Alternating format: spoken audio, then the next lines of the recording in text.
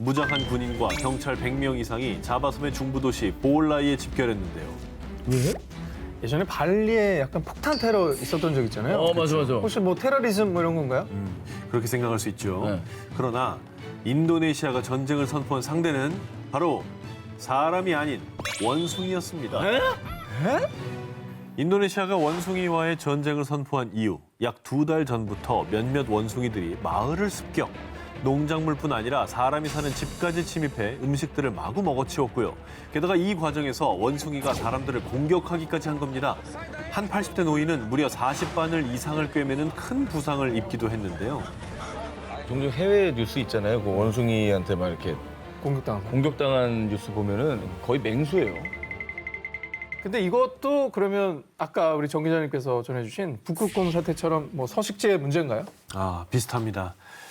인도네시아의 국제동물구조단체에 따르면요. 원숭이들이 인간을 공격한 이유는 아이러니하게도 바로 인간 때문이었습니다. 인간들이 개발이라는 명목하에 인도네시아의 원숭이가 살던 서식지를 파괴했고 그로 인해서 터전을 잃고 먹이가 부족해지자 인간이 사는 마을까지 내려왔고 그 과정에서 분풀이를 하듯 인간들을 공격한 겁니다. 야, 알고 공격하는 것처럼 느껴지네요. 그죠? 결국 부메랑처럼 우리가 파괴한 자연 때문에 우리가 다시 공격을 받은 거네요. 살던 데가 없어지니까 쟤네들도 어디 가겠어요. 절박한 거죠. 그런데 이게 그냥 해프닝으로 끝날 일이 아니라 정말 끔찍한 일이 많았습니다. 2014년 우간다 산림지대에 위치한 카마자카 마을에서는요. 인간들에 의해 서식지를 잃은 침팬치가 마을에 내려와서 2살짜리 아이를 납치, 또 침팬치가 아이를 살해한 뒤 도망치는 충격적인 사건까지 있었다고 하고요. 그러니까 머리가 좋으니까 힘없는 아이부터 공격을 한 거예요. 그렇죠? 대화도 안 통하고. 무기력한 상대부터 공격을 당한 거죠. 인간과 원숭이와의 전쟁으로까지 문제화되는 게 한 마리의 원숭이가 공격을 받으면 그 원숭이가 여러 원숭이를 데리고 보복을 하러 온답니다. 즉 날이 갈수록 생존을 위협받은 원숭이들의 분노는 커지고 인간과의 갈등이 계속 더 진화하고 있는 것이죠. 무섭네요.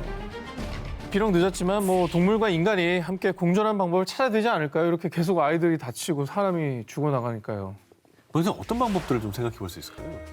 비슷한 서식지를 찾아서 그쪽에 이제 좀 이렇게 방사하는 방법?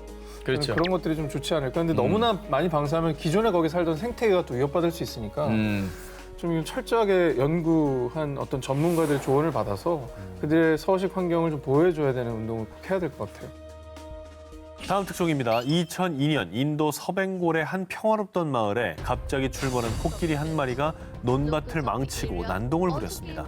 그래서 결국 주민이 쏜 총에 맞아 사살되는 사건이 발생했는데요. 아이고. 그런데 코끼리를 부검하는 과정에서 드러난 더 충격적인 사실. 왜? 코끼리의 위장 속에서 무려 17명의 인간 DNA가 검출된 겁니다. 잡아본 거예요? 17명을? 그런 거죠.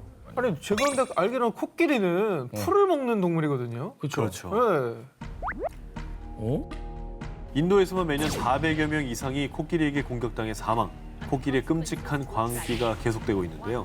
지난 2019년 11월에는 인도 동부 아삼주에 출몰한 코끼리가 사람을 공격해 마을 주민 5명이 사망. 이처럼 무자비하고 광폭한 코끼리의 모습에 테러리스트 오사마 빈 라덴이라는 이름까지 붙여졌는데요.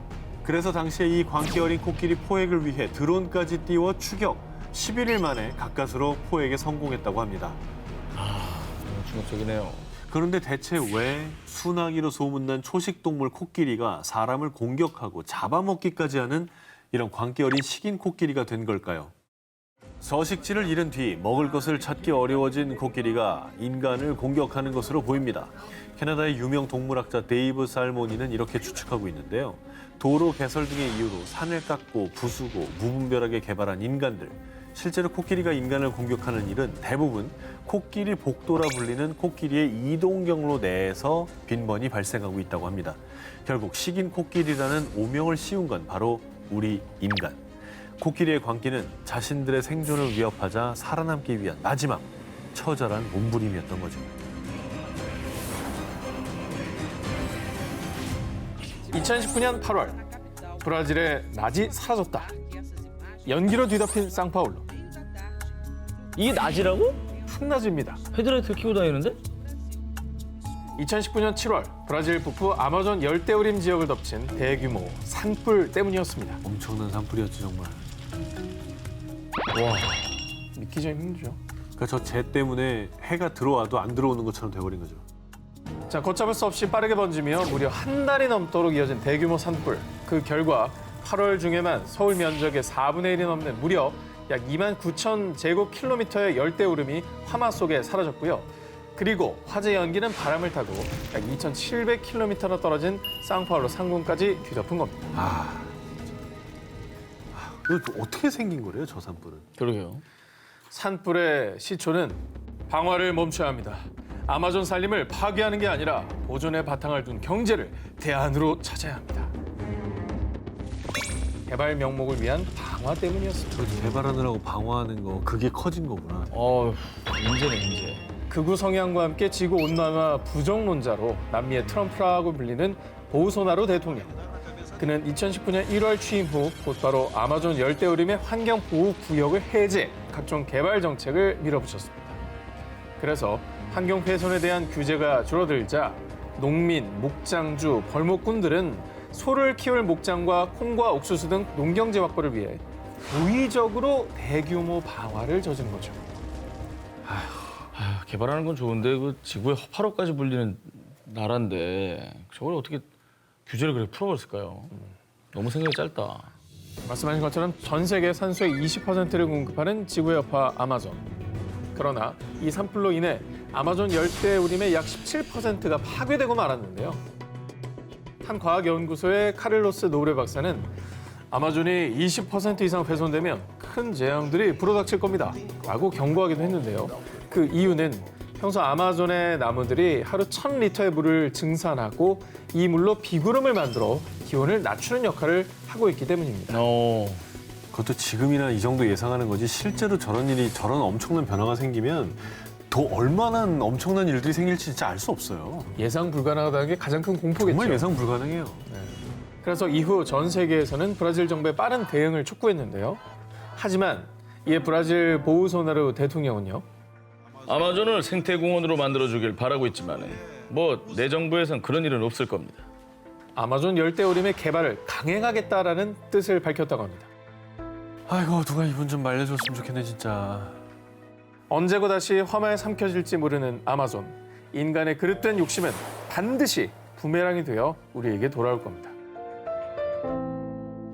이번 특종은 사진으로 먼저 함께 보시죠. 에? 이 뭐야? 저 거품이 뭐예요? 뭐야 저기 크림이에요? 솜인가? 자, 신기하시죠? 지난해 11월 세계에서 두 번째로 긴 해변 인도의 마리나 해변에서 발생한 이 거품들. 보기 드문 진 풍경에 주민들은 기념사진도 찍고 저렇게 거품 속에서 펄짝펄짝 뛰어놀기도 했는데요. 자, 그런데 말이에요. 이게 결코 이색 포토스팟이 아니었습니다. 무서워. 바다 거품에는 공장 폐수와 생활 하수가 뒤섞여 있습니다. 저게 저렇게 많다고? 인도의 오염관리국에서는요, 이 거품 안에 인체에 유해한 오염 물질이 가득하다라고 밝혔는데요. 아 그것도 모르고 저기서 사진을 찍고 있는 거예요? 신기하니까. 아우 저분들 저 나중에 다리에 뭐 나는 거 아니에요? 나겠죠. 사실 이 바다 거품이 발생하기 며칠 전 이 지역에 큰 폭우가 내렸는데요. 이때 폭우로 인해 생활하수, 공장 폐수 등 정화되지 않은 오수가 바다에 흘러들어가 거품을 만든 겁니다. 조사 결과 무기물인 인산염이 고농도 함유돼 있었다고 합니다. 저 거품이 다 똥물이었던 거네 진짜로. 똥거품이네. 이 거품이 피부에 닿으면 습진, 가려움증 등을 유발할 뿐 아니라 이게 만약 마을 식수원으로 흘러들어가 체내에 쌓이면 골다공증과 골절 등 골질환도 유발할 수 있다고 합니다. 그런데 이 공포의 바다 거품이 처음 발생한 건 아니었는데요. 2016년 호주 동부의 뉴 사우스 웨일즈주와 퀸즐랜드주에도 거센 폭풍이 발생한 뒤 거품으로 뒤덮인 바닷물이 범람했다고 합니다. 이게 정말 이런 바다 거품은 왜 생기는 거예요? 자, 여기서 잠깐 구분을 하셔야 될 게 있는데요. 바다 거품은 사실 희귀한 자연 현상 중 하나인데요. 그런데 문제는 인위적인 바다 거품. 실제로 한 수질 문제 전문가에 따르면요. 폐수 속에 사상 세균이 거품을 만들어낼 수 있습니다. 라고 전했는데요. 폐수를 이제 제대로 정화시키지 않은 게 바다에 치명적인 영향을 끼쳤다 이런 얘기네요, 그죠? 이제 이 바다가 또 우리에게 악영향을 끼칠 거고 주겠죠. 계속 악순환이 반복되겠죠. 옷 쇼핑은 얼마나 하십니까? 저는 많이 하는 편입니다. 네. 왜 이렇게 티가 안 나죠? 예? 그 이유는 뭡니까? 아, 지금도 본인 의상 입고 계시잖아요. 아, 그럼요. 아 그래요? 네. 호호. 눈여겨보겠습니다. 쇼핑을 즐기는 우리들이 환경 파괴, 공범으로 지목되고 있습니다. 뭔가 불길해서 느낌이. 그렇죠? 옷 제가- 쓰레기? 저는 무슨 잘못을 하고 있는 걸까요? 자, 옷을 만들 때는 화학물질과 인공 염색 재료를 사용한 폴리에스터, 나일론, 아크릴 등 합성 섬유로 옷을 만드는데요. 이런 옷은 면이나 목화 소재보다 가격이 저렴하다는 장점이 있죠. 그런데 그게 바로 함정이었던 겁니다. 2016년 영국 플리머스 대학 연구진에 따르면 합성 섬유로 만든 옷을 세탁할 때마다 무려 약 70만 개의 미세 플라스틱이 배출된다고 합니다. 아유, 저런 거 본 적 있죠? 아, 이게 우리 옷에 저렇게 다 들어있는 거예요, 미세하게? 들어있죠. 근데 진짜 너무 많다, 저거. 자, 엄청납니다. 2017년 세계 자연보호연맹에 따르면요. 해양에 유입되는 미세 플라스틱의 무려 35%가 옷을 세탁하는 과정에서 발생하는 거고요. 그렇게 연간 100만 톤에 달하는 합성 섬유 속 미세 플라스틱이 바다에 유입되고 있다고 합니다. 자, 그렇다면 이 미세 플라스틱이 어떤 악영향을 끼치느냐? 미세 플라스틱은 독성 물질을 흡착하는 성질이 있습니다. 그래서 독성 물질을 흡수한 미세 플라스틱을 해양 생물들이 섭취할 경우 독살되는 위험에 처할 수 있다는 것입니다. 무섭다. 그리고 이 미세 플라스틱 먹이 사슬에 따라 거슬러 우리 식탁에 오르는 것이죠. 미세 플라스틱이 축적되면 폐조직이 손상되고요. 천식과 발작 같은 호흡기 질환에 암까지 유발될 수 있다고 합니다. 듣기만 해도 너무나 무서운데 이게 사실 우리가 매일 입는 옷에서 다 뽑아서 나오고 있었다라는 거잖아요. 우리는 못 느끼고 있었지만. 그렇죠. 물론 옷을 사지 말라는 얘기가 아닙니다. 다만 몇 번 입고 또 사고 있어도 또 사고 이런 무분별한 의류 소비는 줄이는 게 좋겠죠. 자, 취재하다 좀 더 현실적인 방안도 생각을 해봤습니다. 이게 뭐예요? 미국 환경운동가가 개발한 세탁볼인데요. 바닷속 이물질들을 잡아내는 산호초를 보고요. 착안했습니다. 아, 그러니까 세탁할 때 같이 넣으면 아하. 미세 플라스틱과 찌꺼기를 잡아주는 겁니다. 일종의 필터 역할을 그렇죠. 하는 거구나. 굉장히 단순해 보이지만 네. 꽤 효과가 좋은 것 같아요. 당연하죠. 저 네. 사봐야겠다는 생각이 드네요. 지구에 닥친 제2의 빙하기, 소행성 충돌, 대륙을 뒤덮은 강력한 쓰나미 등 영화에서 종종 등장하는 지구 종말. 그런데 이런 인류 최후의 날을 대비한 현대판 노아의 방주가 있죠. 북극점에서 약 1,300km 거리에 위치한 스발바르 제도 내 스피츠베르겐 섬에 있는 인류 최후의 보루, 세계 최대 유전자 은행, 스발바르 국제 종자 저장고입니다. 해발 130m, 수평 120m 깊이의 위치. 핵폭발은 물론 소행성 충돌에도 끄떡없도록 강한 콘크리트로 꽁꽁 감싼 국제 종자 저장고는요. 전쟁, 식물 전염병, 기후 변화 등으로 인류의 식량이 멸종될지 모른다는 최악의 시나리오를 대비해 2008년에 문을 열었는데요. 현재 이곳에 보관된 식물 종자는 무려 100만 종 이상으로요. 실제로 2015년 9월 내전으로 황폐화된 시리아는 유실된 종자를 재건하기 위해 보관소에 약 3만 8천 점의 종자를 인출하기도 했습니다. 아, 근데 진짜 미래 인류를 위해서 꼭 필요한 곳인 것 같아요. 아, 정말 동감입니다. 네. 그런데 이 국제 종자 저장고가 스발바르 제도에 만들어진 이유, 바로 녹지 않는 땅, 영구 동토층이라는 환경 때문인데요. 만약에 전력이 끊기거나 벽체가 무너져도 자연 냉동고인 영구 동토층이 영하 3도를 유지해 씨앗이 발아하지 않는다고 합니다. 그런데 말입니다. 문제는 세상에서 가장 안전한 이 금고에 그 누구도 예상치 못한 위기가 닥쳤습니다. 바로 지구 온난화. 아, 저기도 이제 동토가 안 되게 되겠구나. 그렇게 돼버렸습니다. 저 문제 되게 심각해요. 2017년 5월 어느 날 저장고 한 곳의 입구가 침수된 겁니다. 녹았구나. 녹았어. 녹기 시작했어. 그렇죠. 어머. 당시 한 매체의 보도에 따르면요. 국제 종자 저장고가 위치한 스발바르 제도의 기온이 상승했고 헐. 이때 영구 동토층에서 녹은 물이 흘러든 거였는데요. 그 경고의 메시지네요. 북극은 지구의 기후 변화를 가장 생생하게 보여주는 렌즈라는 그런 말이 있잖아요. 영구 동토층이 녹았다는 거는 그만큼 기후 변화가 심각하다는 걸 보여주는 방증인 것 같습니다.